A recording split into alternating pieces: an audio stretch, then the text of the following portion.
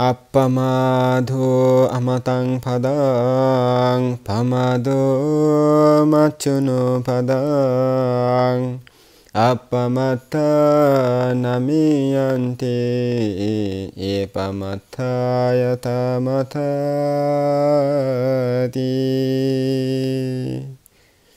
আমি সর্বপ্রথমে সেই মহাকারণিক তথাগত অরহত সম্যক সম্বুদ্ধকে বন্দনা নিবেদন করছি। অতঃপর সদ্ধর্ম পিপাসু শ্রদ্ধাবান শ্রদ্ধাবতী উপাসক উপাসিকাদেরকে আমার মৈত্রীময় আশীর্বাদ জানাচ্ছি। শ্রদ্ধাবান উপাসক উপাসিকাগণ, আজকে আমি আপনাদের উদ্দেশ্যে যেই দেশনাটি করব,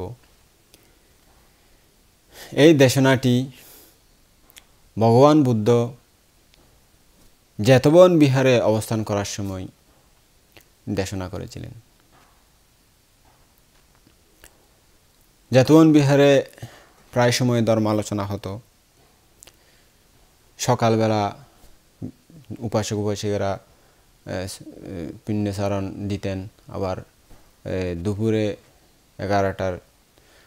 10টা-11টার দিকে সোয়াং নিয়ে যেতেন। যাদের ইচ্ছে শ্রদ্ধা করে তারা ওখানে, কিছু পিণ্ডচারক ভিক্ষু ছিল, আর কিছু এমনি বসে খায় বা রুগী, এরকম অনেক ভিক্ষু ছিল। তো ওনাদের উদ্দেশ্যে নিয়ে যেত। ওখানে সঙ্গদান হতো প্রত্যেক দিন। ভিক্ষুরা ওখানে বসে খেতেন, তো তাদের উদ্দেশ্যে সোয়াং নিয়ে যেতেন। আবার তখনও ধর্মদেশনা হতো ছোটোখাটো। তো আবার বিকালে ধর্মদেশনা শোনার জন্য পানীয়, ফুল, এরকম সুগন্ধি জাতীয় জিনিস, ব্যবহার্য বিহারের প্রয়োজনীয় জিনিস আদি নিয়ে যেতেন উপাসক উপাসিকারা। তো ওখানেও অনেকক্ষণ ধর্ম আলোচনা হতো। ধর্মসভা, বিশাল ধর্ম হল ছিল। ধর্ম হলে ধর্মদেশনা আয়োজন হতো, শ্রদ্ধা করে যেত। অনেক বিমুক্তিমূলক ধর্ম আলোচনা হতো। এখনকার মানুষের মতো বিজি ছিল না মানুষ। দিনের কাজকর্ম সেরে সন্ধ্যাবেলায় ওখানে গিয়ে ধর্ম আলোচনা শুনতো, ধর্মদেশনা শুনতো, অনেকে জ্ঞান লাভ করতেন। এখন তো আপনারা যেরকম বিজি, যে বিজি ওনারা মোবাইল, কম্পিউটার, টিভি, এই সেই বক্কর চক্কর, মার্কেটিং ফার্কেটিং, অত বিজি, সময় নাই বানতে, সময় নাই ধর্মদেশনা উনিবেলাই বানতে সময় নাই। ফোয়ারে স্কুলে লই যা ফরের, জিওরে গানের স্কুলে লই যা ফরের, ফোয়ারে ফুটবল খেলার লই যা ফরের, মাস্টার আইয়ের, এই টিচার আইয়ের, এই আইয়ের সেই আইয়ের, অমুক ক্লাস, কম্পিউটার ক্লাস, গানের ক্লাস, নাচর ক্লাস, ওরে ব্যস্ত। তারপর ওনারা মার্কেটিং যাওয়া ফরের, বাজার যাওয়া ফরের, টিভি যাওয়া ফরের, মোবাইল চিবা ফরের, হত ব্যস্ত। কিন্তু এর মানুষের তো নেই উন্ন আসিল, যার কারণে তারা ধর্মদেশনা শুনত। তো ধর্মদেশনা শোনার জন্য মানুষ সন্ধ্যাবেলায় সমবেত হতো। তো সমবেত ওখানে ভিক্ষুরাও, অনেক ভিক্ষু সংঘ, বুদ্ধের শিষ্যরা ধর্মদেশনা শোনার জন্য আসতো এবং দায়ী দেখানো যেত। বুদ্ধ নিজের রুম থেকে সময় হলে এসে ধর্মদেশনা দিতেন। অনেক সময় তিনি দিব্য দৃষ্টি দিয়ে দেখতেন কীরকম ধর্ম আলোচনা হচ্ছে বা কীরকম আজকে ধর্মদেশনা দেব, সেরকম হতো। তো ওইরকম জেতবন বিহারে একদিন ধর্ম আলোচনা সভায় বুদ্ধ না আসার আগে একটু আলোচনা হচ্ছিল। ভিক্ষুদের মধ্যে আলোচনা উঠল। একজনকে একজন বলতেছে, বন্ধু আবুসু, দেখো ভগবান বুদ্ধ কীরকম মহা ত্যাগ স্বীকার করেছেন। উনি এত বড় রাজপ্রাসাদ, উনি থাকলে চক্রবর্তী রাজা হতেন, সপ্তরত্ন উৎপন্ন হতো তার জন্য। এই সপ্তরত্ন ত্যাগ করে, রাজত্ব ত্যাগ করে, উনি এত প্রাণপ্রিয় মাতা পিতাকে ত্যাগ করে, নিজের প্রিয়তমা স্ত্রীকে ত্যাগ করে, নিজের একমাত্র আদরের ছোট পুত্র রাহুলকে ত্যাগ করে, সব কিছু ত্যাগ করে রাতের আঁধারে বিমুক্তির ইচ্ছায় চলে গিয়েছিলেন। কি ত্যাগ বুদ্ধের, বলে শেষ করা যাবে না। এই কথা আলোচনা যখন চলতেছে, বুদ্ধ গন্ধকুটিরের মধ্যে বসে তাদের আলোচনা শুনলেন। কি আলোচনা হচ্ছে ভিক্ষুদের মধ্যে, শুনে বলতেছেন, যাই ভিক্ষু সংঘকে ধর্মদেশনা দেওয়ার জন্য। উনি আসছেন। সেখানে উপস্থিত হয়ে ওদের আলোচ্যমান বিষয় তখনও চলছিল, শুনে বুদ্ধ আসার পর ওরা বন্ধ করে দিছে। তো ওরা বুদ্ধ বলছে, হ্যাঁ ভিক্ষুগণ, তোমরা আজকে এখানে কি বিষয় নিয়ে আলোচনা করতেছো? আমি আসার কারণে তোমরা সেই আলোচনা যে বন্ধ করে দিলে, এটা কি বিষয় ছিল? তখন ভিক্ষুগণ বললেন, ভান্তে ভগবান, আমরা কোনো অযথা বিষয় নিয়ে আজকে আলোচনা করতেছি না। আমরা আজকে আলোচনা করতেছি আপনি যে মহাবিনিষ্ক্রমণ করেছেন, সমস্ত রাজ্য, রাজপ্রাসাদ, মাতা পিতা, স্ত্রী পুত্র, সয় সম্পদ, সব কিছু ধন সম্পদ ছেড়ে আপনি মহাবিনিষ্ক্রমণ করেছেন। ইহা আজ খুব তথ্যমূলক আলোচনা, আমরা সেই ত্যাগের বিষয় নিয়ে আলোচনা করতেছি। তখন এই কথা শুনে ভিক্ষুগণ যখন এই কথা বললেন, বুদ্ধ শুনে বলছে, হ্যাঁ ভিক্ষুগণ, আমি শুধু এই জন্মে নয়, এই জন্মে যে আমি মহা ত্যাগপরামী, মহাবিনিষ্ক্রমণ করেছি, সব কিছু ত্যাগ করে রাজ্য, রাজপ্রাসাদ, মাতা পিতা ছেড়ে সব কিছু ছেড়ে জঙ্গলে চলে গেছি। শুধু এই জন্মে নয়, এটা দেখে আশ্চর্যান্বিত হইও না। যখন আমার জ্ঞান পরিপক্ক হয়নি, আমি যখন জ্ঞান অন্বেষণে বিচরণ করতেছিলাম, পারামি পূরণ করতেছিলাম মাত্র, তখনও আমি রাজ্য ত্যাগ করে সমস্ত কিছু, রাজ্যের সব কিছু, মাতা পিতা, রাজ্যের সম্পদ, ধন, এগুলো সব কিছু ত্যাগ করে মহাবিনিষ্ক্রমণ করেছিলাম। সাধনা করার জন্য মুক্তির ইচ্ছায় জঙ্গলে চলে গিয়েছিলাম। এই কথা শুনে ভিক্ষুরা বলেন, ভান্তে ভগবান, আমরা তো এই জন্মেরটা দেখতেছি, কিন্তু আগের জন্মেরটা তো আমরা দেখতেছি না, আমরা জানিও না, আমাদের সেরকম দূরদর্শী জ্ঞানও নাই, জানার সে ক্ষমতা আমাদের নাই। দয়া করে আপনি যদি আমাদেরকে সেই দেশনা দিতেন, তাহলে আমাদের জন্য ভালো হতো, আমাদের জন্য মঙ্গল হতো, আমরা ধর্ম জ্ঞান অর্জন করতে পারতাম। তাদের সেই কথা শুনে বুদ্ধ বললেন, হ্যাঁ ভিক্ষুগণ, তাহলে শুনো, মনোযোগ দাও, সুন্দর করে ধর্ম শ্রবণ করো, আমি তোমাদের উদ্দেশ্যে সেই দেশনা করতেছি। ভিক্ষুরা সুন্দর করে যখন শোনার জন্য মনস্থির করলেন, তখন বুদ্ধ তার দেশনা শুরু করলেন। বুদ্ধ বললেন, হ্যাঁ ভিক্ষুগণ, অতীত কালে বারাণসীতে কাশীরাজ নামক এক ব্যক্তি যথাধর্ম রাজত্ব করতেন। তার 16,000 নানা রকমের স্ত্রী ছিল, কিন্তু তাদের মধ্যে একজনও কি পুত্র কি কন্যা, কোনো সন্তান সন্ততি লাভ করতে পারেননি। আমাদের রাজার বংশরক্ষক কোনো পুত্র কন্যা নাই বলে জনতা যারা ছিল, যারা প্রজা ছিল, তারা রাজভবনে গমন করলো এবং রাজাকে বলল, মহারাজ, আপনি পুত্র প্রার্থনা করুন। রাজা তার 16,000 রমণীকে পুত্র প্রার্থনা করতে আদেশ দিলেন। তারা চন্দ্র, সূর্য, বিভিন্ন দেবতার পূজা করে পুত্র কামনা করতে লাগলেন, কিন্তু এতেও কেউ পুত্রবতী হতে পারলেন না। রাজার অগ্রমহিষী মদ্ররাজ কন্যা চন্দ্রা দেবী খুবই শীলবতী ছিলেন। রাজা তাকেও পুত্র প্রার্থনা করতে বললেন।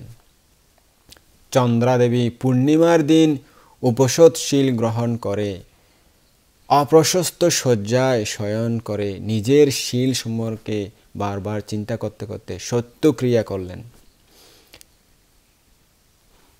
আমি যদি কখনো শীলভঙ্গ না করে থাকি, তাহলে এই সত্যের প্রভাবে আমার পুত্র উৎপত্তি হোক, অর্থাৎ আমার পুত্র জন্মগ্রহণ করুক। শ্রদ্ধাবান উপাসক উপাসিকাগণ দেখুন, শীলের কাছে, তার পুণ্যের কাছে প্রার্থনা করতেছে, সত্য ক্রিয়া করে। আর ওনারা কি করেন? ও বানতে আশীর্বাদ করেন না, ও বুদ্ধ আশীর্বাদ করেন না, পূজাজ্ঞ দিবেন থালবরি পূজাজ্ঞ দিতে বানতে বুদ্ধ এই পূজার ফলে আতুগা এই ফান আতুগা ফোয়াই ফান আতুগা চাই ফান, কিন্তু নিজের শিলর হাসে নিজের পুণ্যর হাসে এই জন্য করেন তে অনারার হামলে দেয় এরকম। তো পুণ্য গড়ি পুণ্যর হাসে গরিবেন্দ্র প্রার্থনা ওই বুদ্ধরে পূজাজ্ঞ দিয়ে নে 30 টিয়া 40 টিয়া 50 টিয়ার পূজাজ্ঞ দিয়ে নে প্রার্থনা করলে কি, তারপরে নিজে একা করে ইয়া করি প্রার্থনা করলে কি, ডালি দিয়ে পূজা দিয়ে বট গাছরে ইয়া গাছরে পূজা দিয়ে নে প্রার্থনা করলে এই প্রার্থনায় সফলতা সহজে পাওয়ানো যায়।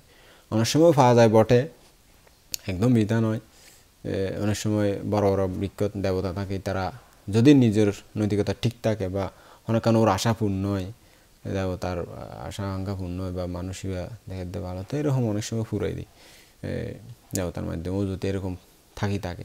কিন্তু যারা সত্যের হাসে নিজের পুণ্যের হাসে নিজের শিলর হাসে এরকম এই রানী চন্দ্রা দেবী রানীর মতো প্রার্থনা করেই তারা প্রার্থনা সফল হবার সম্ভাবনা খুবই বেশি। তো দেখুন উনি নিজের শিলের কাছে প্রার্থনা করতেছে, যদি আমি শিলবতী হয় থাকি, শিল ভঙ্গ না করে থাকি, আমার এই এতদিন শিল পালন করেছে, এতদিন আমি অনেক ভাবে শিল পালন করেছি, এই পুণ্যের ফলে আমার পুত্র জন্মগ্রহণ করুক, তো এরকম হয়ে থাকে, তো এরকম করেছে আর কি। তখন চন্দ্রার শিলেতে যে দেবরাজ ইন্দ্রের ভবন গরম হয়ে উঠল, উত্তপ্ত হয়ে উঠল, চঞ্চল হয়ে উঠল। দেবরাজ ইন্দ্র চিন্তা করে এর কারণ বুঝতে পারলেন। তিনি ভাবলেন চন্দ্রাদেবী পুত্র প্রার্থনা করতেছে, তাকে পুত্র দান করব, তার প্রার্থনা পূরণ করব, কারণ উনি শিলবতী। এরপর কে তার পুত্র হতে পারে, অর্থাৎ তিনি ওই ঘরে ওই রানীর গর্ভে কে জন্ম নেবে, ইহা ঠিক করতে গিয়ে বোধিসত্ত্বের দিকে তার দৃষ্টি পড়ল। বোধিসত্ত্ব আগের জন্মে বারাণসীতে 20 বছর রাজত্ব করে মৃত্যুর পর উৎসত নরকে গ্রহণ করেছিলেন। ওনাকে অনেক ওই নরকে অনেক কষ্ট পেয়েছিলেন। সেখানে 80,000 বছর নরক যন্ত্রণা ভোগ করে আবার সে জন্মের পরে তাবধিংস স্বর্গে পুনর্জন্ম লাভ করেছিলেন। তখন সেখানেও নির্দিষ্ট আয়ুষ্কাল অবস্থান করে এই সময়ে দেহত্যাগ করে তিনি আরও উপরের যে দেবলোক আছে সেখানে যাওয়ার ইচ্ছা করতেছিলেন, অর্থাৎ তখন ওনার আয়ুষ্কাল শেষ হয়ে আসেছে, অর্থাৎ উনি দেবলোক থেকে মারা যাবেন অথবা চ্যুত হবেন। সেই অবস্থায় উনি মরে আবার ঊর্ধ্ব দেবলোকে জন্ম নেবেন।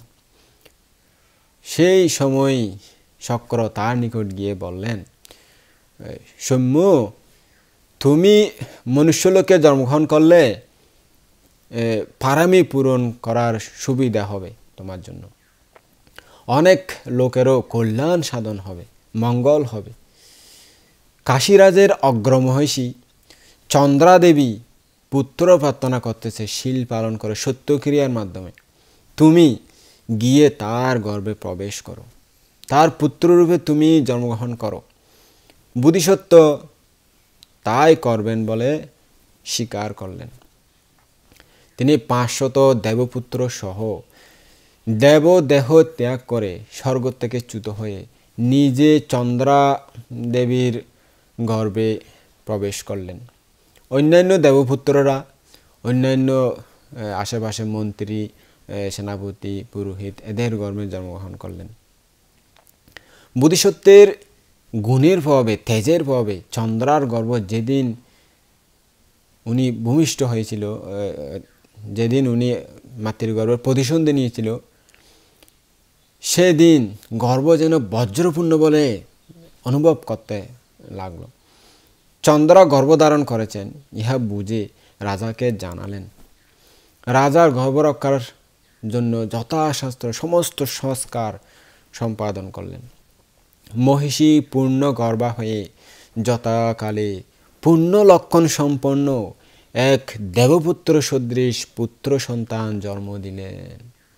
ওই দিন মন্ত্রী অমাত্য যারা ছিল তাদের ঘরেও 500 কুমার ভূমিষ্ঠ হলো একই দিনে। রাজা মন্ত্রীদের বা অমাত্যদের সেনাপতিদের কে একত্রিত করে প্রাসাদ তলে বসেছিলেন।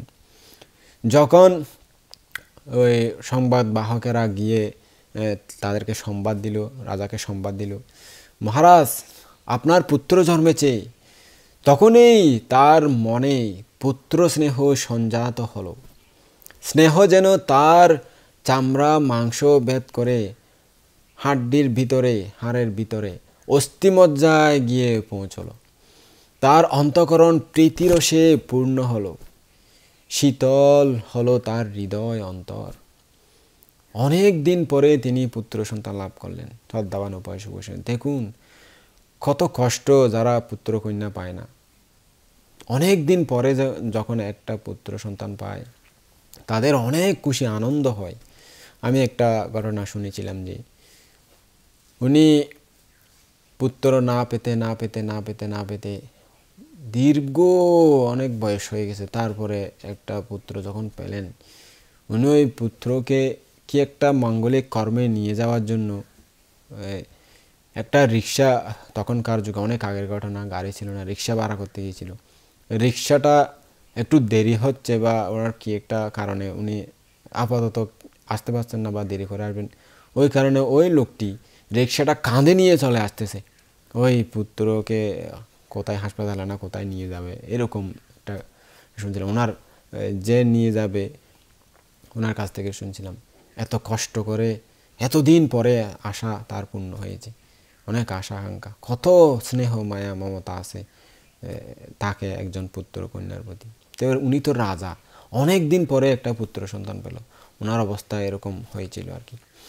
তিনি অমাত্যদেরকে জিজ্ঞেস করলেন, মন্ত্রীবর্গকে জিজ্ঞেস করলেন, আমার পুত্র জন্মেছে শুনে আপনারা সন্তুষ্ট হয়েছেন তো? অমাত্যবর্গ, মন্ত্রী পরিষদবর্গ, মন্ত্রীরা উত্তর দিলেন, কি বলতেছেন মহারাজ, আমরা এতদিন অনাথ ছিলাম, এখন সনাথ হলাম, এখন একটা শাসক পেলাম, একজন প্রভু পেলাম আমরা। রাজা প্রধান সেনাপতিকে আদেশ দিলেন, আমার পুত্রের জন্য উপযুক্ত অনুচরসমূহ নিযুক্ত করার ব্যবস্থা আবশ্যক। আপনি গিয়ে জানুন আজ আমাদের এই মন্ত্রীবর্গ অমাত্যদের বা আশেপাশে ঘরের মধ্যে কতজন বালক ভূমিষ্ঠ হয়েছে। সেনাপতি 500 সদ্য প্রসূত বালক ভূমিষ্ঠ হয়েছে দেখতে পেয়ে রাজাকে জানালেন। রাজা ওই 500 বালকের জন্য রাজপুত্র উচিত পরিচ্ছদাদি, পোশাক আশাক আদি নানা কিছু প্রয়োজনীয় দ্রব্য এবং 500 দাসী তাদেরকে সেবা করার জন্য পাঠিয়ে দিলেন। এরপর বোধিসত্ত্বের জন্য তিনি অতি দীর্ঘ, দর্শন্য, অতি লম্বাও নয়, বেশি ছোট নয়, খাটো নয় এবং মধুর ক্ষীরবতী দাত্রী নিয়োজিত করলেন। তার দাত্রীর যাতে যার কাছ থেকে দুধ খেয়ে ওই বোধিসত্ত্বরা বড় হবে এরকম আর কি। মা থেকে খাওয়ায় অনেক সময় দাত্রীরা, যেহেতু রাজপুত্র মা থেকে অনেক কম পায়, বেশ পায় বা অনেক সময় দিতে পারে না, ব্যস্ত থাকে, তো দাত্রীরা সবসময় সেই খেয়ালটা রাখার জন্য এই সুব্যবস্থা আগে ছিল, এরকম হয়। তো অনেক চিন্তার পর সুন্দর মধুর সম্পন্ন, অর্থাৎ খেতে মজা বা স্বাস্থ্যবান এরকম দাত্রী নিয়োজিত করলেন যারা ওই রাজপুত্রকে দুধ খাওয়াবে। এইভাবে দাত্রী নিয়োজিত করে পুত্রের মহা আদর যত্ন করলেন এবং চন্দ্রা দেবীকে একটি বর দিলেন।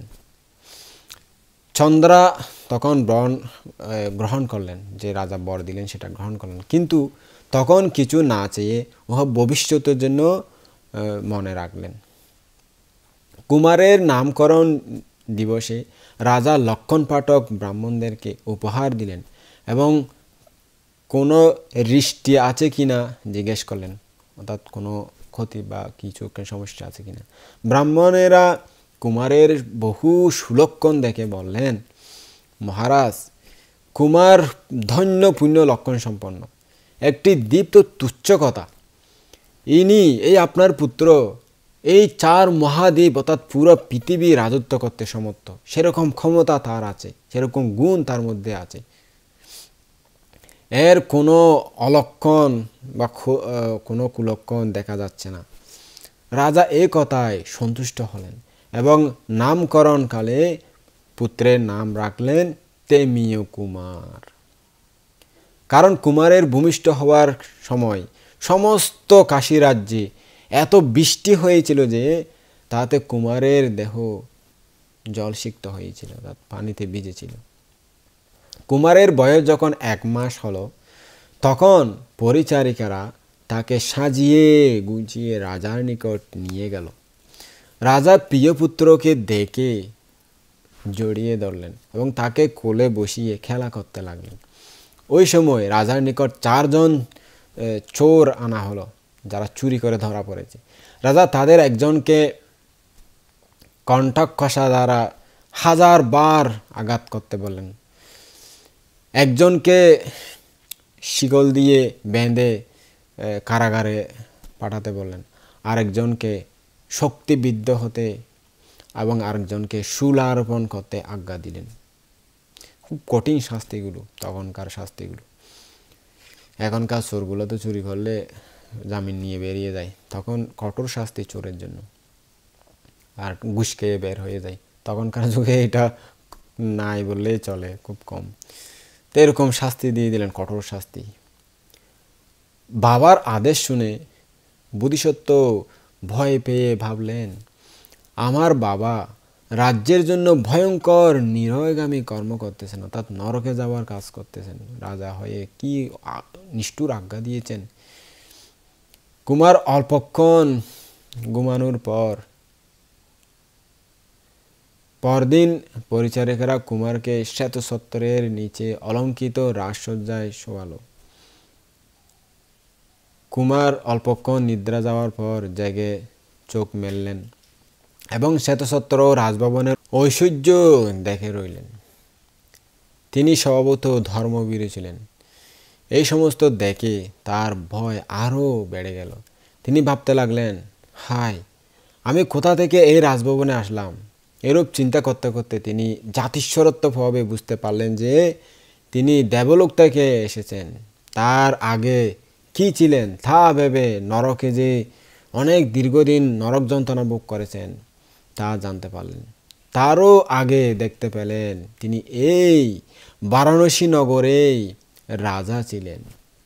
তখন তার মনে হলো, আমি 20 বছর রাজত্ব করে 80,000 বছর উৎসত নামক নরকে দুঃখ যন্ত্রণা পেয়েছি। এখন আবার এই চোরের ঘরে জন্মেছি। কাল যখন বাবার নিকট 4 জন চোর আনা হয়েছিল, তখন তিনি তাদের সম্পর্কে কি ভয়ঙ্কর, খুব কঠোর বাক্য প্রয়োগ করেছিলেন, খুব কঠোর শাস্তির নির্দেশ দিয়েছিলেন। আমি যদি আবার রাজত্ব করি, তাহলে আবার নরকে জন্মে মহা দুঃখ যন্ত্রণা ভোগ করতে হবে আমাকে। মহাসত্য যতই এরূপ চিন্তা করতে লাগলেন, ততই তার মনে ভয় বাড়তে লাগলো। তার হেমবর্ণ দেহ হাতি দ্বারা দলিত পদ্মফুলের ন্যায় ম্লান বিবর্ণ হয়ে গেল। কিভাবে এই চোরের ঘর থেকে মুক্তি লাভ করবেন, তিনি শুয়ে শুয়ে তাই শুধু ভাবতে লাগলেন। বোধিসত্ত্বের আগে কোনো এক জন্মে যিনি মা ছিলেন, তিনি ওই সময় রাজভবনের ছত্রা অধিষ্ঠাত্রী দেবী হয়েছিলেন। তিনি মহাসত্যকে আশ্বাস দিয়ে বললেন, বৎস, তেমিও ভয় করিও না। যদি এখান থেকে মুক্তি লাভের ইচ্ছে তোমার থাকে, তাহলে অপিঠ সর্পী হয়েও পিঠ সর্পের ন্যায় পড়ে থাকো, তাত প্রতিবন্ধী না হয়েও প্রতিবন্ধীর ন্যায় পড়ে থাকো, অবধির হয়েও বধিরের মতো দেখাও, অমুগ হয়েও মুগের মতো নীরব থাকো। এই 3টি উপায় শিখিয়ে দিলেন। এই 3টি উপায় অবলম্বন করে নিজের বুদ্ধিমত্তা অপ্রকটিত রাখো। তুমি যে জ্ঞানী, বুদ্ধিমান, পুণ্য লক্ষণ সম্পন্ন, তুমি যে সব কিছু পারদর্শী, সেটা তুমি কাউকে দেখাইও না। তুমি যদি এরকম করতে পারো, এরকম জ্ঞানী পণ্ডিত হয়েও যে প্রতিবন্ধীর মতো জীবনযাপন করতে পারো, তাহলে সকলেই মনে করবে তুমি সত্যিই এরকম অপেয়, অপণ্ডিত, মূর্খ। তাহলে তোমাকে তারা রাজপুত্র বানাবে না, তোমাকে ফেলে দেবে, ত্যাগ করবে। সেটাই তোমার আশা পূরণ হওয়ার একমাত্র উপায়। তখন বোধিসত্ত্ব তাকে উদ্দেশ্য করে বললেন, মা গো মা, তুমি আমার পরম হিতৈষিণী, তুমি আমার সত্য কল্যাণ কামিনী। দয়া করে যেই উপদেশ তুমি দান করেছ, খুব যত্ন সহকারে তা আমি সাবধানে পালন করার চেষ্টা করব। এরপর বোধিসত্ত্ব ওর মা, দেবী মা যেভাবে শিখিয়ে দিয়েছিলেন, সে 3টা বুদ্ধি অবলম্বন করতে শুরু করলেন। রাজা পুত্রের চিত্ত বিনোদনার্থ যেই 500 শিশুকে তার নিকট প্রেরণ করলেন, তারা দুধ খাওয়ার জন্য কাঁদত। কিন্তু নরক ভয়ভীত বোধিসত্ত্ব ভাবতেন, রাজত্ব করার চেয়ে শুকিয়ে মরাও ভালো। এই জন্য তিনি কাঁদতেন না। দাত্রীরা গিয়ে চন্দ্রাদেবীকে এই ঘটনা জানালো। তিনি আবার রাজাকে সে কথা বললেন। রাজা ওই নিমিত্তজ্ঞকে, যারা পাঠ করে দিয়েছিল এটা সুলক্ষণ, এটা বুদ্ধিমান, এটা জ্ঞানী, সমস্ত জম্বুদ্বীপের বা পুরো চারিদ্বীপের পুরো বিশ্বের রাজত্ব করতে পারবে, তাদেরকে ডাকিয়ে তার কারণ জিজ্ঞেস করলেন, এরকম কেন হলো আমার ছেলে? ব্রাহ্মণেরা বললেন, মহারাজ, কুমারকে যে সময়ে সময়ে দুধ দেওয়া হয়, যেই সময়ে দেওয়া হয়, যে সময়ে দুধ দেওয়ার নিয়ম আছে, দুধ খাওয়ানোর নিয়ম আছে, সেই সময় অতিক্রম করার আদেশ দিন। অর্থাৎ যে সময়ে দেওয়া হয় সে সময়ে না দিয়ে আর একটু দেরি করে দিতে আদেশ দিন। তা করলে ওই কুমার নিশ্চয়ই দুধ খাওয়ার জন্য কাঁদবে। যখন প্রচণ্ড ক্ষুধা হবে, তখন কাঁদতে কাঁদতে খুব জোরে সোরেভাবে দুধ ধরে সে নিজেই পান করতে থাকবে, দুধ নিজেই খেতে থাকবে। এই পরামর্শ মতো দাত্রীরা তখন থেকে বেলা অতিক্রম করে দুধ দিতে লাগলো। তারা কখনো একবার অতিক্রম করত, কখনো সমস্ত দিনই তাকে কোনো দুধেই দিত না। বোধিসত্ত্ব কুত পিপাসায় শুকিয়ে যেতেন। অনেক যন্ত্রণা হতো তার। ছোট বাচ্চা ক্ষুধার যন্ত্রণায় কত কাতরাবে চিন্তা করে দেখুন। তিনি কিভাবে সহ্য করেছিলেন এত ক্ষুধা। আর ফোয়াশা এনে ব্যাঁ কাঁদতে কাঁদতে রইলে ব্যাঁ হানি দিবে না, বসে বসিয়া হানি দে তো হাঁদে। কিন্তু বোধিসত্ত্ব এত ক্ষুধার যন্ত্রণা ফাইলিও পেটত কিছু নাই, কিন্তু তো এপড়া ন হাঁদে। অন্যান্য হওয়াই হাঁদে দুধর লাই, কিন্তু ন হাঁদে বোধিসত্ত্ব।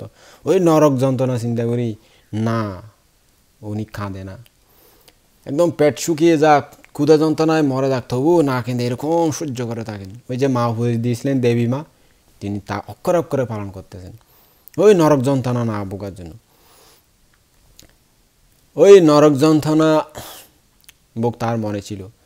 নরক যন্ত্রণা, নরকের ভয়, কখনো দুধ খাওয়ার জন্য সে খাত না। সেজন্য তিনি না খাতলেও আহা আমার বাচ্চা খিদে পেয়েছে এই বলে কখনো কখনো তার মা, কখনো দাত্রীরা তাকে দুধ খাইয়ে যেতেন, দুধ পান করিয়ে আবার শোয়াইয়ে রাখতেন। অন্য বালকেরা যথাসময়ে দুধ না পেলে কেঁদে উঠত, হাউমা করে কেঁদে উঠত। কিন্তু বোধিসত্ত্ব না কাঁদতেন, না ঘুমাতেন, না হাত পা গুটাতেন, না কোনো শব্দ শুনতে পেয়েছেন এমন ভাবও দেখাতেন না। এরকম যে যে পঙ্গুর মতো, প্রতিবন্ধীর মতো এরকম করে শুয়ে থাকতো শুধু। তখন দাত্রীরা ভাবল, আরে যারা পঙ্গু, যারা এরকম অথর্ব, যারা প্রতিবন্ধী, তাদের হাত পা তো এরকম হয় না। যারা মূকো, তাদের তো এই যে হনুর গঠন প্রণালী এরকম নয়। যারা বধির, যারা কানে শোনে না, তাদের কানের গঠন তো অন্যরূপ। তেমি কুমারের এরূপ হওয়ার নিশ্চয় অন্য কোনো কারণ আছে। দেখা যাক ব্যাপার কি, তা বের করতে পারে কিনা দেখি।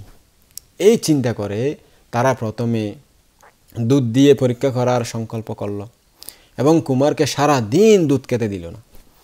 কুমার দুধ খাওয়ার পিপাসার্ত হয়েও দুধের জন্য কোনো শব্দ করলেন না। তখন তার মা গিয়ে বললেন, আরে বাচ্চা আমার খিদে পেয়েছে, দেখো তো কি অবস্থা, অন্যান্য বাচ্চারা দুধ খেয়ে কত খেলা করতেছে, হাত পা নাড়া করতেছে, হাসতেছে, আমার বাচ্চাটা দুধও দিল না, কিছু দিল না। ইস, তখন সে কুমারকে নিজের কাছে রেখে আদর জন্য দুধ খাইয়ে দিতেন। এইরূপে মাঝে মাঝে দুধ দিয়ে তারা 1 বছর পর্যন্ত পরীক্ষা করলো। অর্থাৎ দুধ দিয়ে, এরকম না দিয়ে, তা দিয়ে বিভিন্নভাবে অনেক পরীক্ষা করলো দুধের মাধ্যমে। কিন্তু কি বিশিষ্ট কারণে কুমারের যে এই দশা হলো তা দেখতে পেল না, কেউ জানতে পারলো না কি সমস্যা। তখন তারা ভাবলো, শিশুরা পুপ মোদকাদি মিষ্টি দ্রব্য খেতে খুব ভালোবাসে, অর্থাৎ চকলেট, মিঠাই টিঠাই এগুলো খেতে খুব ভালোবাসে। এই সকল জিনিস দিয়েই কুমারকে পরীক্ষা করতে হবে। তারা কুমারের নিকট সেই বালকদেরকে বসাতো, নানা রকম মিষ্টি, মোয়া, চকলেট জাতীয় মোদক এরকম এনে দূরে রেখে দিত, তাদের থেকে একটু দূরে রেখে দিত। তো তাদেরকে উদ্দেশ্য করে বলতো, যাও তোমরা যা ইচ্ছা করে তাই নিয়ে নাও, খাও, ওখান থেকে নিয়ে খাও, মিঠাই খাও, এটা খাও, নাড়ু খাও, মোয়া খাও, এরকম বলে দিত। এখন বলে তারা ওই লুকিয়ে থাকতো, দেখতো কে কী করতেছে। অন্যান্য বালকেরা একজন একজনকে মারামারি করে ছড়িয়ে জোরে ধরে, কার আগে কে নিতে পারবে এরকম মিষ্টি খাবারগুলো নিয়ে, কার আগে কে খেয়ে নিবে, এরকম অবস্থা সৃষ্টি হতো। কিন্তু বোধিসত্ত্ব ভাবতেন, তেমিও যদি নরকে যেতে চাও তাহলে এগুলো করতে পারো, যদি নরকে যাওয়া ইচ্ছে থাকে তাহলে যাও, মিষ্টি খাবার খাও, অন্যান্য ছেলেদের সাথে খাবার খেয়ে নেও, তড়িগড়ি করে তাড়াতাড়ি খেয়ে নাও। কিন্তু নরকের ভয়ে ওই মজার মজার খাবারের দিকে সে দৃষ্টিপাতও করতো না, চেয়েও দেখতো না কি খাবার রাখছে, কি খাবার খাচ্ছে অন্যান্য ছেলেরা, সেরকম তার চোখও ওইদিকে ফিরাতেন না। ওই ভালো ভালো খাবার দিয়েও 1 বছর পরীক্ষা করেও তারাও কুমারের নিঃশেষ অর্থাৎ যারা যে মুগের মতো প্রতিবন্ধীর মতো হয়ে আছে, তার কোনো কারণ দেখতে পেলেন না, কোনো কিছুই জানতে পারলেন না কেন এরকম হলো। এরপর তাদের মনে হলো শিশুরা নানা রকম ফলমূল খেতে ভালোবাসে। তারা নানা রকম ফল এনে আবার পরীক্ষা করতে লাগলো। অন্য শিশুরা কাড়াকাড়ি করে ফল খেয়ে ফেলত। বোধিসত্ত্ব সেই দিকে ফিরেও তাকাতেন না, এবং ফল দিয়েও এইভাবে 1 বছর পরীক্ষা করা হলো। কিন্তু তাদের চেষ্টা বিফল হলো। আবার চিন্তা করতে লাগলেন, শিশুরা খেলা করতে খুব ভালোবাসে, এই বিশ্বাসে তারা সোনা দিয়ে, রূপা দিয়ে, এরকম বিভিন্ন মাটি দিয়ে, বিভিন্ন রকম তামা দিয়ে হাতি, ঘোড়া, বাঘ, ভাল্লুক এরকম বিভিন্ন মূর্তি এনে রেখে দিত। অন্যান্য বালকেরা যেন কিছু একটা ভালো জিনিস পেয়েছে, এগুলো কার আগে খেয়ে লুটে নেবে, এরকমভাবে সেগুলো নিয়ে নিত। কিন্তু সেদিকে বোধিসত্ত্ব ফিরেও তাকাতেন না। খেলার জিনিস দ্বারাও এইভাবে 1 বছর বৃথা পরীক্ষা করা হলো, কোনো লাভ হলো না, কারণ বের করতে পারলেন না। 4 বছর বয়সের শিশুরা ভোজ্য দ্রব্য খুবই ভালোবাসে। তারা আবার চিন্তা করতে লাগলেন, ইহা মনে করে ওই যারা পরীক্ষা করছে তারা নানা রকম মধুর মধুর রান্না করা ভোজন এনে তাদের কাছে রেখে দিতে লাগলো। অন্যান্য শিশুরা যারা বোধিসত্ত্বের আশেপাশে ছিল, তারা সমস্ত টুকরো টুকরো করে যে যার আগে খেতে পারে সেরকমভাবে খেয়ে ফেলত। তখন বোধিসত্ত্ব ভাবতেন, তেমিও তুমি যে কত জন্ম অনাহারে কাটিয়েছ তা গণে শেষ করা যায় না। তিনি নরকের ভয়ে ওই ভোজন যেগুলো ভোজ্য দ্রব্য আছে সেদিকে ফিরেও তাকাতেন না। এতে মায়ের বুক যেন ফেটে যেত, কারণ মা তো স্বাভাবিক, মা তো এরকমই হয়। একটা বাচ্চা খাচ্ছে না, সবাই খাচ্ছে, তার বাচ্চাটা খাচ্ছে না, এটা তো খারাপ লাগবেই। উপাসী উপাসী আপনাদের লাগে না? এই যে মা, যারা ছোট বাচ্চার মা আছে উপাসিকা, আপনাদেরকে বলতেছি, লাগে না আপনাদের? হন না, লাগে না? না লাগে? ইয়া অনরা হইদি না লাগে? লাগে তো। ওনারা হইতে পারবেন, ছোটো বাচ্চা না হলে কত কষ্ট লাগে। তো এরকম ওই বোধিসত্ত্বের মায়ের বুকটা তার ফেটে যেত, কী রে অন্যরা সবাই খাচ্ছে, আমার বাচ্চাটা এরকম কেন করতেছে, খাচ্ছে না কেন।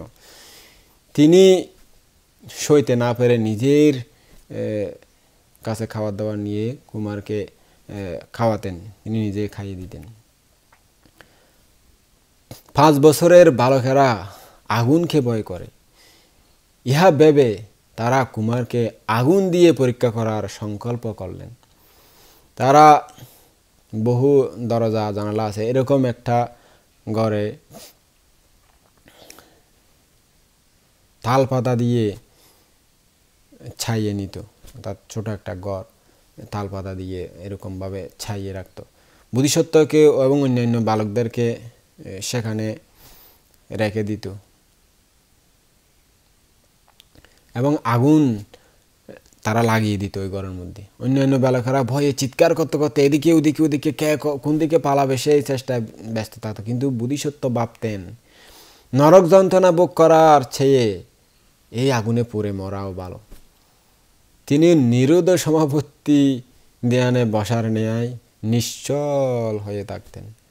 অর্থাৎ আগুন জ্বেলে দিয়েছে, আশেপাশে বাচ্চাগুলো রেখে দিয়েছে, তারা আগুনের বয়ে ওইদিকে বাচ্চারা পালিয়ে যাচ্ছে, আর বোধিসত্ত্ব তো শুয়ে এরকম অতর্ব, সে এটা না দেখেও না দেখার মতো, গরমে তার তাপ লাগতেছে হয়তো কিছু, কিন্তু এগুলো কিছুই হচ্ছে না। সে নরক যন্ত্রণা ভাবছে, জন্মান্তরের দুঃখ যন্ত্রণা ভাবতেছে, তাই তার কিছুই হচ্ছে না। এরপর আস্তে আস্তে আগুন যখন তার কাছে আসতো, তখন তারা ওই যারা পরীক্ষা করতেছে তারা তাকে তাড়াতাড়ি নিয়ে বাইরে নিয়ে যেত। তখন 6 বছরে পা রাখলোতে 6 বছরের বালকেরা পাগল হাতি দেখে ভয় পায়। এই জন্য তারা একটা হাতিকে বেশ শিক্ষিত করে বোধিসত্ত্বকে অন্যান্য বালকদের সাথে রাজাঙ্গনে বসিয়ে রাখত এবং হাতিটাকে সেখানে ছেড়ে দিত।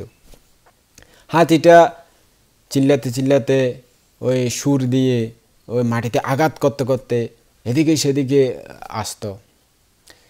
অন্যান্য বালকেরা হাতির ভয়ে এদিক সেদিক ছুটে ছুটে কে কোথায় দৌড়ে পালাবে সেই চিন্তায় উঠে পড়ে লাগতো। কিন্তু বোধিসত্ত্ব নরকের ভয়ে সেখানেই অতর্বের মতো পড়ে থাকতো। এরপর সুশিক্ষিত হাতিটা তাকে নিয়ে একবার উপরে একবার নিচে দুলিয়ে দুলিয়ে শেষে তার শরীরে কোনোভাবে আঘাত না করে চলে যেত, যেহেতু এটা শিক্ষিত হাতি ছিল। এভাবে ক্রমান্বয়ে বোধিসত্ত্বের বয়স 7 বছরে উপনীত হলো। তিনি যখন ওই বালক যেগুলো আছে ছেলে ছোকরা এগুলো নিয়ে পরিবৃত হয়ে বসে থাকতেন, তখন তারা কয়েকটা বিষদাঁত তুলে ফেলা সাপ এবং মুখ বাঁধা আর কয়েকটা সাপ এনে সেখানে ছেড়ে দিত। অন্যান্য বালকেরা চিৎকার করতে করতে দূরে কে কোন দিকে পালাবে সেই চেতনা নিয়ে দূরে পালিয়ে যেত। কিন্তু বোধিসত্ত্ব নরকের ভয় চিন্তা করে নিশ্চল হয়ে অতর্ব হয়ে পড়ে থাকতেন। তিনি ভাবতেন রাগান্বিত সাপের মুখে প্রাণ ত্যাগ করাও ভালো। সাপগুলি তার সমস্ত শরীর পেঁচিয়ে মাথার উপর এভাবে ফনা তুলে থাকত, কিন্তু এতেও তিনি বিচলিত হতেন না, অথর্বের মতো পড়ে থাকতেন। এইভাবে তারা বারবার পরীক্ষা করলো, কিন্তু কিছুতেই বোধিসত্ত্বের কোনো বিশিষ্ট দোষ দেখতে পেল না। বালকেরা সমাজ উৎসব ভালোবাসে, অর্থাৎ বিভিন্ন আনন্দ বিনোদনমূলক উৎসব ভালোবাসে, ইহা মনে করে তারা মহাসত্যকে 500 বালকের সাথে রাজাঙ্গনে বসিয়ে সেখানে বহু নৃত্যশিল্পী এবং গায়ক শিল্পী আনয়ন করল। অন্যান্য বালকেরা ওই নর্থদের যারা নাচওয়ালি শিল্পী আছে তাদের নানা রকম নাচ দেখে, তাদের ক্রীড়া কৌতুক দেখে বাবা বাবা দিতে লাগলো, হাসি ঠাট্টা কথা হাসতে হাসতে একদম পেট ব্যথা হয়েছে, এরকম অবস্থা। কিন্তু বোধিসত্ত্ব ভাবতেন নরকে জন্ম নিলে মুহূর্তের জন্যও হাসি খুশি আনন্দ থাকে না। তিনি নরকের ভয় ভেবে নিশ্চল থাকতেন, লড়াছড়া না করে এভাবে পড়ে থাকতেন। নটদের দিকে হাসি ঠাট্টা যেগুলো দেখাচ্ছে তারা অভিনয়, সে অভিনয়ের দিকে একটুও চেয়ে থাকতেন না। বারবার এই পরীক্ষা দ্বারাও তারা বোধিসত্ত্বের কোনো বিশিষ্ট দোষ বের করতে পারল না। এরপর তারা তলোয়ার খড়কের দ্বারা পরীক্ষা করার অভিপ্রায়ে বোধিসত্ত্বকে বালকদের সাথে রাজাঙ্গনে বসিয়ে বালকেরা যখন ক্রীড়ায় রত হলেন, তখন একটি লোক একদম ধারালো চকচক চকচক করতেছে এরকম একটা তলোয়ার নিয়ে, খড়ক নিয়ে ঘুরাতে ঘুরাতে, এরকম ঘুরাতে ঘুরাতে তাদের দিকে লাফ দিতে দিতে, এই কে আসিস বলে লাফ দিতে দৌড়ে আসলো। সে চিৎকার করে করে বলতে লাগলো, কাশীরাজের নাকি একটা অপেয় কালক্ষণী অথর্ব ছেলে হয়েছে, সেটা কোথায়, সে কোথায় এখন, তার মাথা কাটবো আমি, তাকে খুঁজতেছি। তাকে দেখে অন্যান্য বালকেরা মহাভয়, ওরে বাবরে বাপ, বাবরে বাপ বলে চিৎকার করে দৌড়ে পালিয়ে যেতে লাগলো। কিন্তু বোধিসত্ত্ব নরক যন্ত্রণার কথা ভেবে যেন কিছুই জানে না, শুনেও না শোনার মতো, দেখেও না দেখার মতো অথর্বের মতো পড়ে থাকলো। এভাবে বসে থাকতেন, শুয়ে থাকতেন, কোনো কিছু বলতেন না। লোকটা খড়ক দিয়ে তার মাথা পর্যন্ত এমনভাবে আঘাত করবে এরকম ভাব দেখাতো, কিন্তু তার মাথা কাটতো না। যেমন মাথা কেটে ফেলবে এখন, কিন্তু কাটতো না। তাকে ভয় পাওয়াতে না পেরে, ভয় দেখাতে না পেরে, ভয়াত্ম করতে না পেরে সে সেখান থেকে চলে গেল। বারবার এই পরীক্ষা করেও তারা বোধিসত্ত্বের কোনো বিশিষ্ট দোষ দেখতে পেল না। এইভাবে 9 বছর অতীত হলো। তিনি প্রকৃত বোধির কিনা ইহা পরীক্ষা করার জন্য 10 বছর বয়সে রাজপুত্রেরা তার শয্যার চারিদিকে পর্দা খাটালো। এর 4 কোণে 4টি ছিদ্র রাখত। তার অজ্ঞাতসারে সে না জানে মতো তার খাটের নিচে কয়েকজন শঙ্খ বাজাতে পারে এরকম লোক লুকিয়ে থাকতো, তার না জানার মতো ওখানে লুকিয়ে থাকতো। তো তারা অনেক সময় একসঙ্গে সবাই একসাথে শঙ্খ হু করে একসাথে বাজাতো। ওই মন্ত্রীরা পর্দার 4 কোণে যে সকল ছোট ছোট ছিদ্র থাকে সেই ছিদ্রগুলো দিয়ে দেখে থাকতেন সে কোনো লড়াচড়া করতেছে কিনা বা কোনো ভয় পাচ্ছে কিনা। কিন্তু বোধিসত্ত্বের যে একদিনও কোনোরূপ চিত্তবিকার হয়েছে বা হাত পা নড়াচড়া করেছে বা কোনো অঙ্গ প্রত্যঙ্গ একটু নড়েছে, ভয় পেয়েছে, ইহা লক্ষ্য করতে পারলেন না। তারা কিছুই দেখতে পারলেন না, নড়াচড়া করেছে এরকম দেখতে পাননি। এইভাবে 1 বছর পর্যন্ত পরীক্ষা করলেন। 1 বছর অতীত হলো। পরের বছর ঢোলের শব্দ দিয়ে পরীক্ষা করা হলো, তাতেও কোনো দোষ দেখতে পাওয়া গেল না। এরপরে প্রদীপ দিয়ে পরীক্ষা করা হলো, অর্থাৎ বাতি দিয়ে পরীক্ষা করা হলো। কুমার রাতের অন্ধকারে হাত পা নড়াচড়া করেন কিনা দেখার জন্য রাজকর্মচারীরা কতগুলি ঘটের মধ্যে দীপ জ্বালিয়ে রাখতো, অর্থাৎ একটা ঘট ওখানে দীপ জ্বালিয়ে রাখতো, এরকম ডেকে রাখতো। তারপর ওই রুমের ভিতরে অন্য যেগুলো প্রদীপ ছিল, যেগুলো আশেপাশে ওই রাজভবনে আগে চালানো হতো, সেগুলো নিভিয়ে দিয়ে ওই কুমারকে কিছুক্ষণ অন্ধকারে রাখতো। অন্ধকার, একদম সব অন্ধকার, ওগুলো নিভিয়ে দিছে। কিছুক্ষণ পরে ওই ঘটের মধ্যে যেগুলো রেখে দিছে, ডেকে রেখে দিছে, সেগুলো সবগুলো একসাথে তুলে নিত, একসাথে ফাঁত করে হঠাৎ করে আলোকিত হয়ে যেত। তো সমস্ত রুম আলোকিত হঠাৎ হয়ে গেলেও তারা এই আলোর মধ্যে কুমার কোনোরূপ অঙ্গভঙ্গি করে কিনা বা কোনো ভয় পায় কিনা, কোনো তার প্রতিক্রিয়া দেখায় কিনা এটা দেখে থাকতো। কিন্তু 1 বছর এরকম পরীক্ষা করেও তারা তার শরীরের কোথাও, তার কোনো অঙ্গ প্রত্যঙ্গের কোনো দিন নড়াচড়া লক্ষ্য করতে পারলেন না, দেখতে পেলেন না। তখন তারা স্থির করলো কুমারকে গুড় দিয়ে পরীক্ষা করতে হবে, অর্থাৎ মিঠা আর কি, মিঠা জিনিস দিয়ে পরীক্ষা করতে হবে। তারা তার সমস্ত শরীরে ওই গুড়, মিঠা, চিনি জাতীয় এগুলো গুলিয়ে দিল। এই গুড়ের গন্ধ পেয়ে চিটিংয়ে বসে মিডা হয় রে, মিডার গন্ধ হয় বেগুন এটা বান্ধা, আমরা বুঝি আমার তো মিডা হওয়ানো করিব, তবু হইতে বুঝন ঠিক আছে, যদি কেউ বুড়ো বুড়ি তাকে নবজীবের মতোই তারা বুঝে পান মিডা হইতো আগে এখন গুড় হয় কুশালোত্তম জীবের রস হয় আর কি ওইরকম গুড় সারা শরীর তার মেখে দিয়ে শোয়াই এর আগে তো ওই গুড়ের গন্ধ পেয়ে মাছি টাছি এগুলো যারা সবাই এসে ওই গুড় খায় পোকা টোকা মাছি সবগুলো এসে করে খায় ওর ঠোঁটগুলো এভাবে এভাবে মারতেছে সব খালি গায়ে এতেও সে নিরুত হয়ে বসে থাকতো অর্থাৎ নিরুত কিছু নাই নীরব একদম নড়াচড়া অথর্ব এরকম হয়ে বসে থাকতো পূর্ণ 1 বছর বারবার এই পরীক্ষা করেও রাজ পুরুষেরা ভাবলো কুমার এখন বড় হয়েছে অর্থাৎ 1 বছর এভাবে গুড় দিয়ে মিঠা দিয়ে সারা শরীর লিপে পরীক্ষা করলো মাছি টাছি এগুলো প্রত্যেকদিন তাড়িয়ে আনতো পোকা টোকা এগুলো খেত সে অতর্ব হয়ে এরকমও করে না কীরকম মানুষ দেখো কীরকম পরীক্ষা দিছি একটা পরীক্ষা একটা কঠিন পরীক্ষা আমরা তো একটা মাছি বলে একটা মশা বলে বিরক্ত লাগে জানাম ভাই তো মরা মশা আমার না উপাসে উপাসিকেরা মশা আমি বেশি বিরক্ত লাগে তুমি মা দিলে ওই দিনে গুমজাই দি আরে বিরক্ত মশা হন্দি করলে মশারের ভিতরে দূর দিয়ে নজার পুরা মানে একবার ঘুম যায় গিয়ে মনে করি খবর দিবার যেতে যাই আবার হয় না শুরু করে উফ ইন্দে আবার সকালবেলা তাড়াতাড়ি ঘুমোতে উঠে পড়ে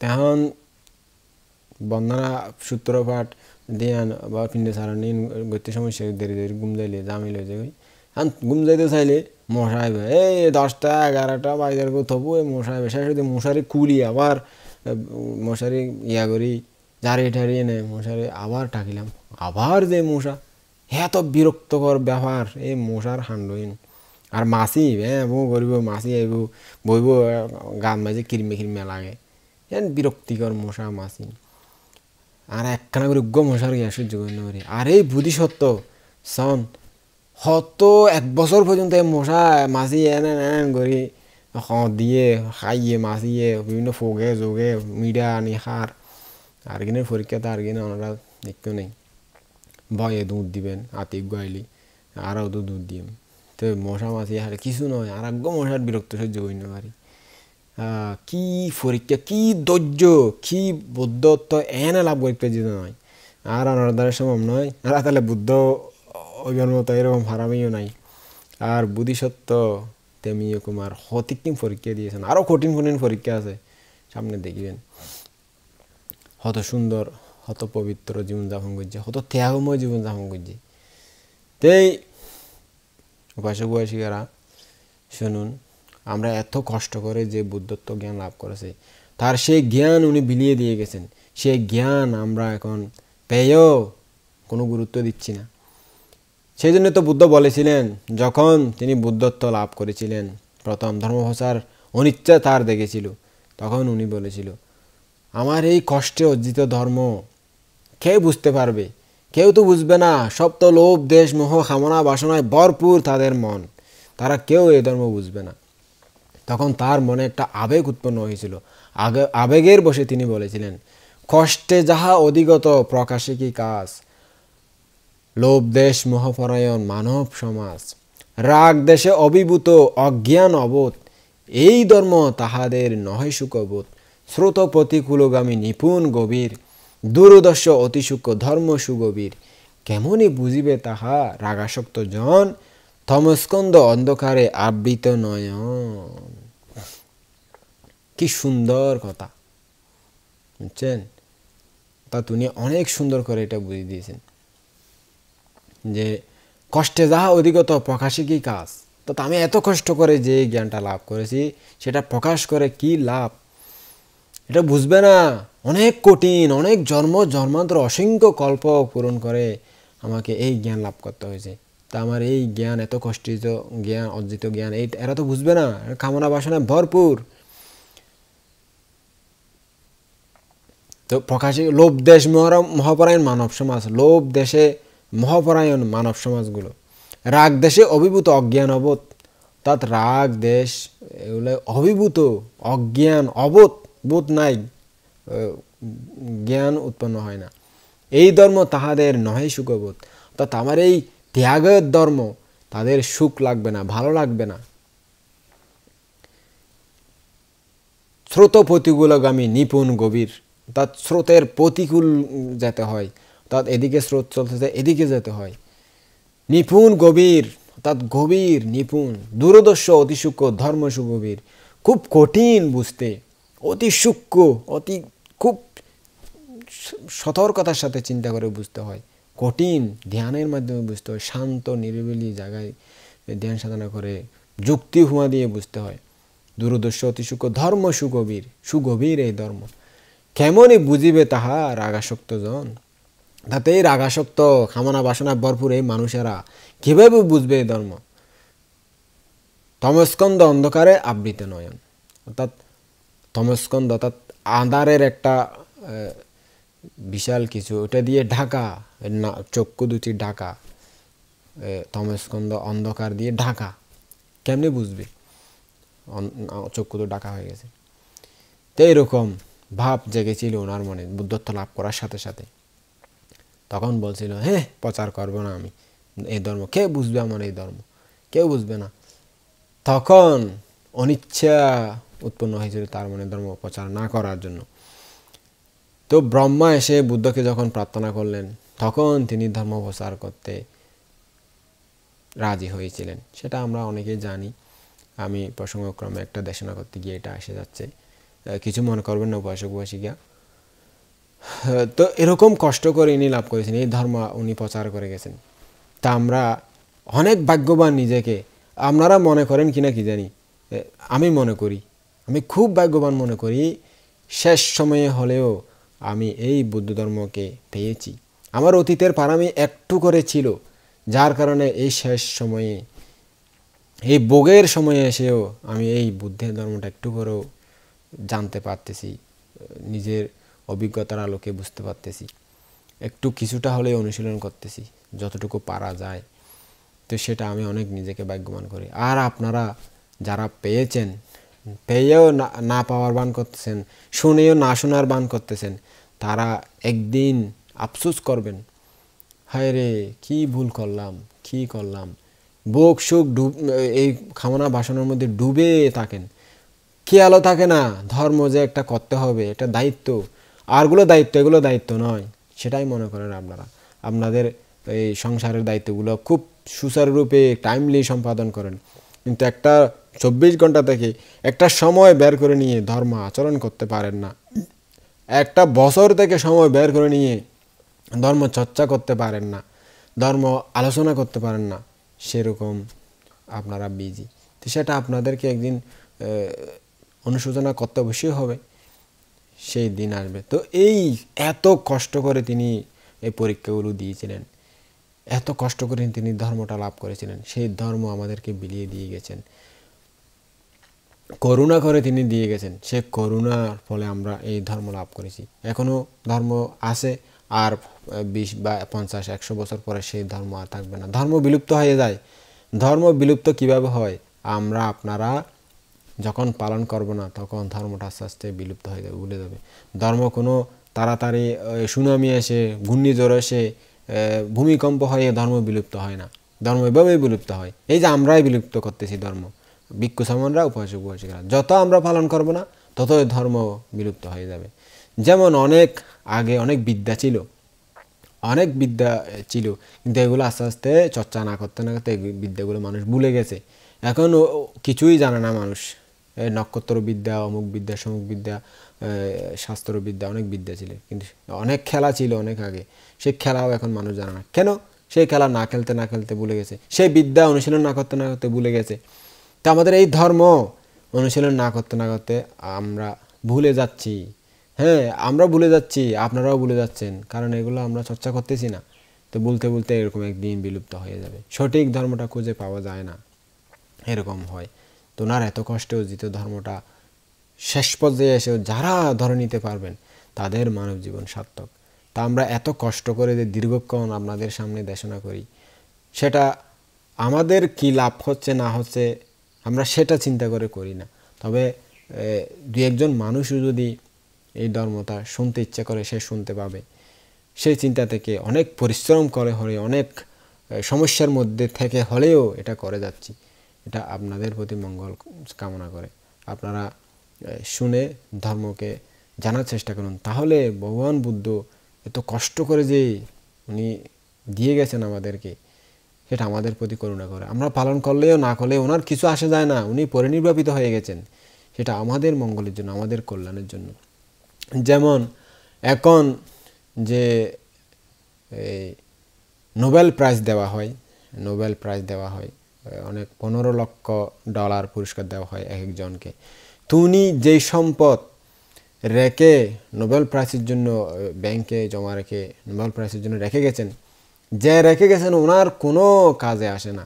আপনি এখন চিকিৎসায়, শিক্ষায়, দীক্ষায় নোবেল প্রাইজ, শান্তিতে নোবেল প্রাইজ পাচ্ছেন, সেটা আপনাদেরও লাভ।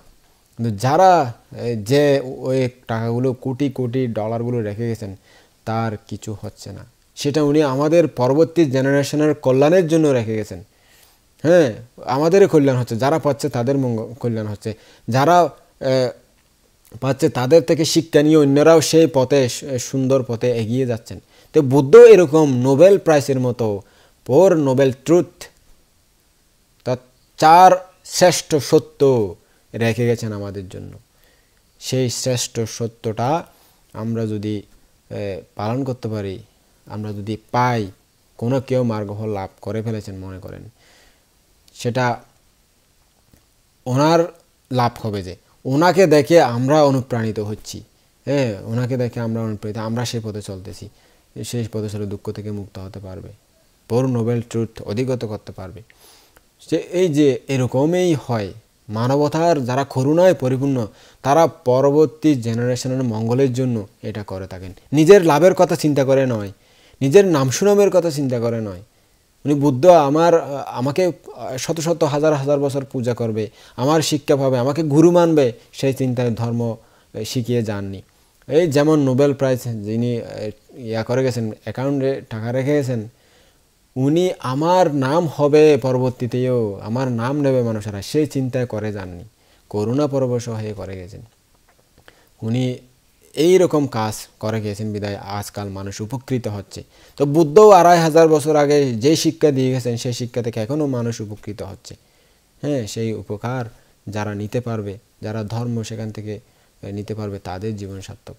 তো আজকে আমি যেই দেশনা করতেছি, ওনার অনেক কষ্টের ফসল নি বুদ্ধত্ব লাভ করার জন্য কত কষ্ট করেছিলেন, সেই বিষয়টা জানা যায়।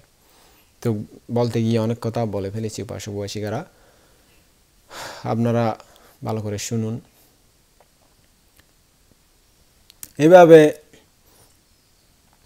পরীক্ষা করেও রাজপুরুষেরা ভাবল, কুমার তো এখন বড় হয়েছে, এই বয়সে বালকেরা সূচি অসুচি বিদ্বেষ এরকম হয়ে থাকে, অতএব একে অসুচি দিয়ে পরীক্ষা করা যাক। এই উদ্দেশ্যে তারা তখন থেকে তাকে স্নান করাতো না। তিনি পায়খানা প্রস্রাব ত্যাগ করে তারই মধ্যে শুয়ে থাকতেন, অর্থাৎ এতটুকুতে তাকে ফেলে রাখত।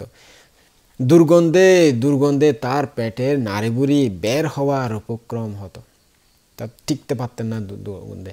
তাকে মাছি এসে কামড়াতো, লোকে তাকে ঘিরে নিন্দা ও বদনাম করত। আরে দেখো তো তেমিয় কুমার, তুমি এখন এত বড় হয়েছ, কে তোমাকে সবসময় সেবা শুশ্রূষা করবে? তোমার কি লজ্জা হয় না? দিন রাত শুয়ে থাকো অতর্বের মতো, কেন এরকম? উঠে পরিষ্কার করে নাও, নিজের শরীর স্নান করে ফ্রেশ হয়ে নাও। কিন্তু এইরকম ন্যাক্কারজনক মল মূত্রেতে, পায়খানা প্রস্রাবতে লেপ্টে থেকেও বুদ্ধিসত্ত্ব নিশ্চলভাবে ওই গুত নরকের কথা ভাবতেন, যেই নরকের দুর্গন্ধে 100 যোজন পর্যন্ত টিকা যায় না। কি বিস্তৃত দুর্গন্ধ, তাদের কলিজা পর্যন্ত বেরিয়ে আসে সেই দুর্গন্ধে। এরকম ছারকার হয়ে যেত, এরকম পেটের মধ্যে আঁতিগুড়ি নষ্ট হয়ে যেত, এরকম বমি হতো আসতে, এরকম ওই গুত নরকের কথা ভাবত। 1 বছর পর্যন্ত বারবার এই পরীক্ষা করেও কেউ বুদ্ধিসত্ত্বের এরকম শরীরের অবস্থা কেন হলো সেটা বের করতে পারলেন না। এরপর তারা বোধিসত্ত্বের খাটের নিচে আগুনের